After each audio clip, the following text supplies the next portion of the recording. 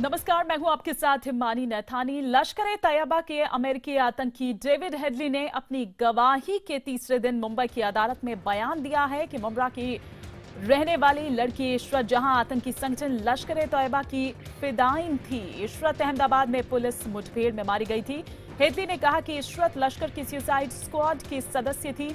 उसे लश्कर आतंकी मुजामिल ने भर्ती किया था। वहीं इशरत के परिवार का दावा है कि वो एक स्टूडेंट थी। हम आपको बता दें कि इशरत जहां जावेद शेख और प्रणेश पिल्लई और 2 पाकिस्तानी नागरिकों अमजद अली और जिशान जौहर अब्दुल गनी की 15 जून 2004 को पुलिस ने एक एनकाउंटर में मार गिराया था। इन्हें ये लोग कार में थे और पुलिस के रोकने पर मुठभेड़ हुई थी। पुलिस ने दावा किया था कि ये लोग आतंकी थे और उस वक्त मुख्यमंत्री रहे मोदी पर हमले के इरादे से गुजरात में आए थे। वहीं इशरत के परिवार ने यह दावा किया था कि वो एक स्टूडेंट थी। उन्होंने मुठभेड़ के खिलाफ कोर्ट में अपील भी की थी। इशरत की मां शमीमा ने कहा था कि उनकी बेटी सेल्स वुमेन के तौर पर भी काम करती थी। मुंबई के 26/11 के आतंकी हमले में सरकारी गवाह बने डेविड हेडली की आज तीसरे दिन भी मुंबई की विशेष अदालत में वीडियो कॉन्फ्रेंसिंग के जरिए गवाही में ये बात सामने आई है।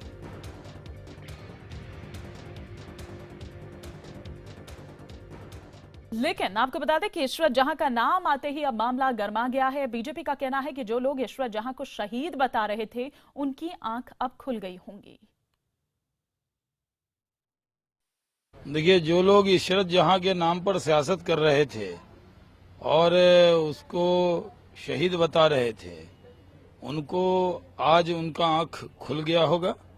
उनको पता लग गया कि इशरत जहां का जो इनकाउंटर गुजरात के अंदर हुआ था, कई लोग उनको बेगुनाह बताते थे, लेकिन हेडली के खुलासे के बाद कम से कम उन लोगों को अपना बयान वापस लेना चाहिए।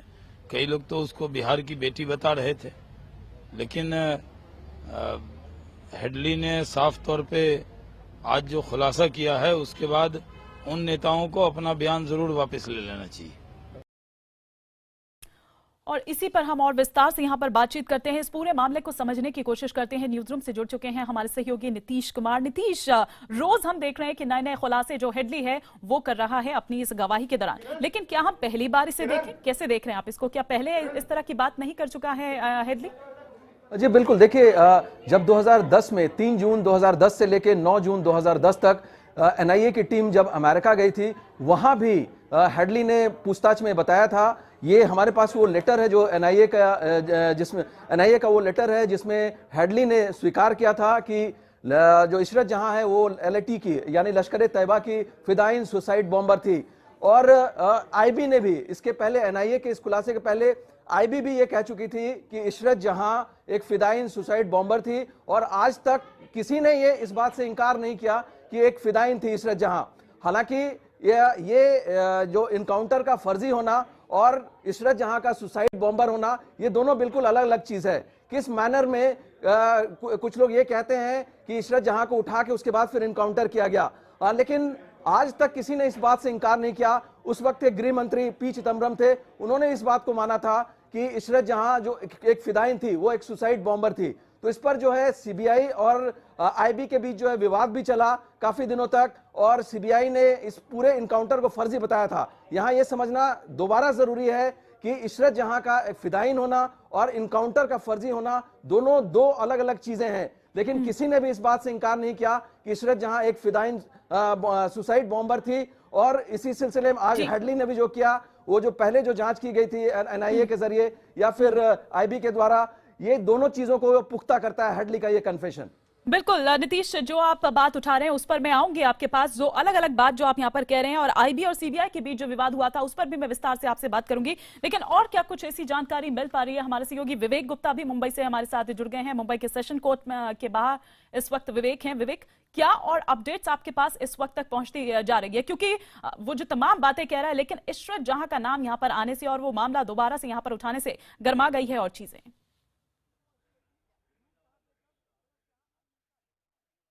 बिल्कुल सही कही माने आपने। देखिए ये डेविड हेडली का तीसरा दिन है जो 26 11 मामले में लगातार कई बड़े खुलासे कर रहा है। आज ही भी उससे लगातार पूछताछ शुरू हुई और उसने कई नामों का खुलासा किया। आपको बताना चाहेंगे कि जो इशरत जहां का नाम के जो नाम बोला गया, जो नाम आया, वो कहां से शुरू हुआ। सबसे पहले शुरुआत हुई जब उज्जवल निगम जो स्पेशल प्रोसिक्यूटर है इस पूरे मामले के, उन्होंने हेडली से सीधे पूछा कि क्या कोई विमेन सुसाइड बॉम्बर, क्या कोई विमेन की विंग काम करती है, महिलाओं की कोई विंग काम करती है लश्कर तैयबा में।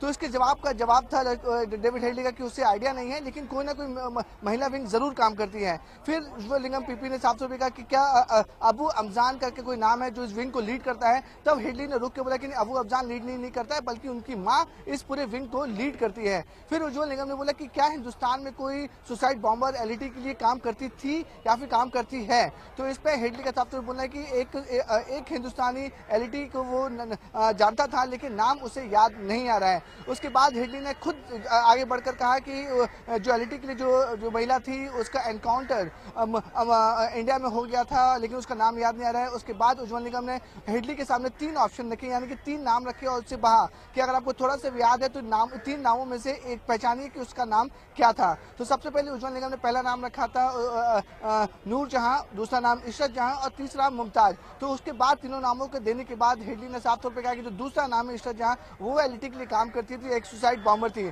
और उसने पूरी सिलसिलेवार बताया कि इशरत जहां का नाम उसने कहां सुना। आपको बताना चाहेंगे डेविड हेडली ने साफ तौर पर कहा कि पाकिस्तान में जब 26 11 की मीटिंग हो रही थी तब वहां पर 26 11 हमले का मास्टरमाइंड जकीर लखवी और जो दूसरा आतंकवादी लश्कर तैयबा का मुजम्मिल जो इंडिया को ऑपरेशन को लीड करता है, उस समय लखवी ने मुजम्मिल को काफी ज्यादा डांटा भी था, क्योंकि एक बड़ा ऑपरेशन इंडिया में फेल हो गया था जिसका जिक्र किया गया था कि 2004 में इशरत जहां और 3 लोग के साथ मारी गई थी, जो एनकाउंटर गुजरात में हुआ था। उसके बाद इस एनकाउंटर के बाद कई सवाल खड़े हुए, राजनीति हुई कि आखिरकार ये एनकाउंटर कैसे हुआ और बहुत सारा सवाल जवाब इस पूरे मामले में हुए थे। लेकिन फाइनली आज हेडली ने ये साफ कर दिया है कि जो इशरत जहां, जो शुरू से इशरत जहां की फैमिली और उनकी जो वकील, उनका साफ तौर पर कहना था कि उसे पूरे केस को मैनिपुलेट किया गया है। इशरत जहां को बाकायदा पुलिस ने उठाया है, फिर उसे एक फेक एनकाउंटर में मार गिराया है। लेकिन डेविड हेडली की गवाही अपने आप में एक अहम गवाही है, जो वो खुद बोल रहा है कि इशरत जहां एलईटी विंग में काम करती थी और एक सुसाइड बॉम्बर थी। और उसने ये भी बताया कि जो ऑपरेशन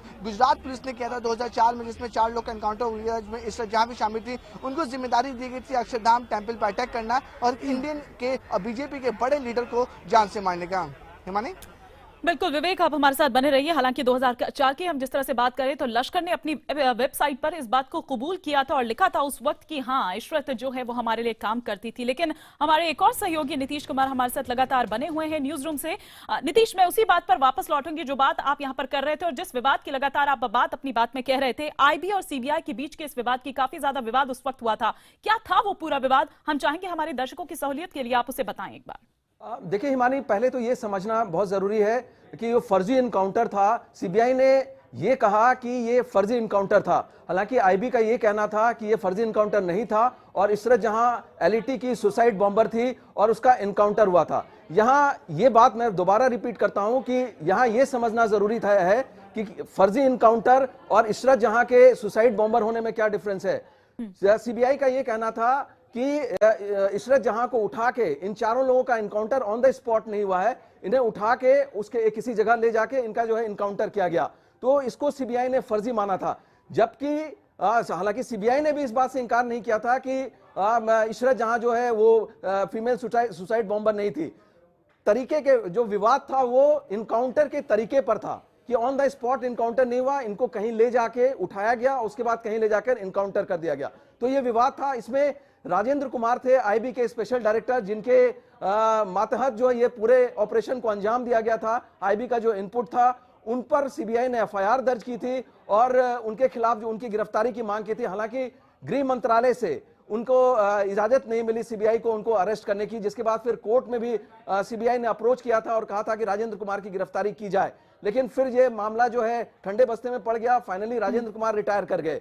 तो ये पूरा मामला था, लेकिन इस बात से कभी किसी ने इंकार नहीं किया कि इशरत जहां एलईटी की सुसाइड बॉम्बर थी, उस समय जो तत्कालीन गृह मंत्री थे पी चिदम्बरम, उन्होंने भी इस बात से इंकार नहीं किया था कि वो एक सुसाइड बॉम्बर नहीं थी एलईटी की।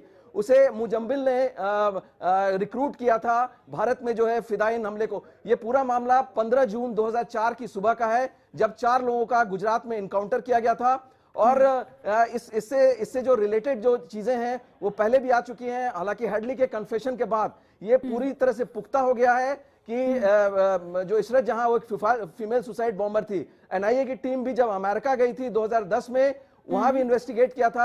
एनआईए की और आईबी दोनों की ये रिपोर्ट है, दोनों में ये कहा गया था कि जो इशरत जहां वो एक फीमेल सुसाइड बॉम्बर थी। तो आज हेडली के बयान के बाद ये दोबारा विंडिकेट हो गया। बिल्कुल नीतीश, पहले भी इस तरह की बातें आ चुकी हैं सामने, लेकिन आज एक गवाही चूंकि वो दे रहा है, गवाह के तौर पर ये सारी बातें सामने रख रहा है। आप बने रहिए, हम आएंगे आपके पास, इस पर और विस्तार से अपडेट लेंगे। लेकिन फिलहाल हमें यहाँ पर एक ब्रेक के लिए रुकना होगा। खबरों का सफर लगातार जारी है।